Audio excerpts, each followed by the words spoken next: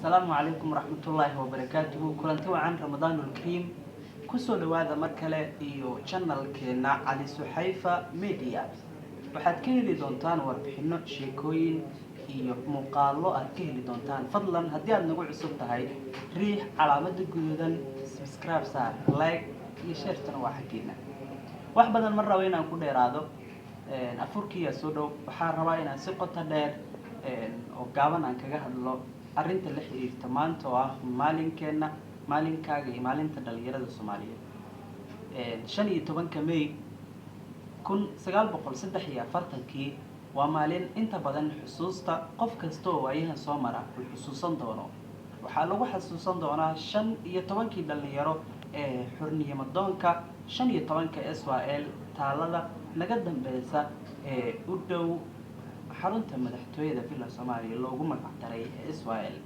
dayactir xoog badan ayaa lagu sameeyay maanta oo kale.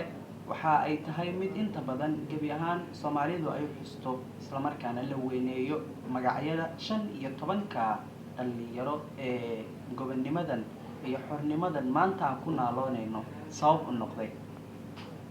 علي سحيفة ayaa ku mahadsan sidoo kale inuu idin soo gudbiyo muuqaalkan quruxda badan.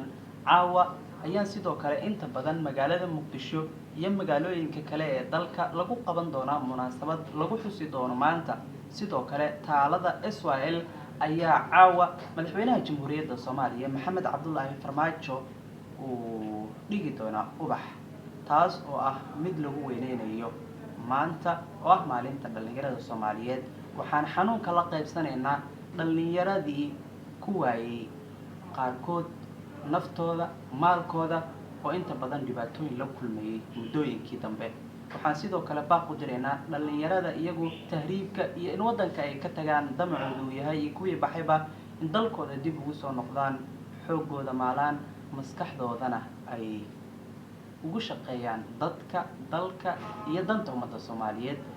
waa inoo mar kale علي عبد الله سحيفة، علي سحيفة channel أما علي سحيفة media. أمانة الله.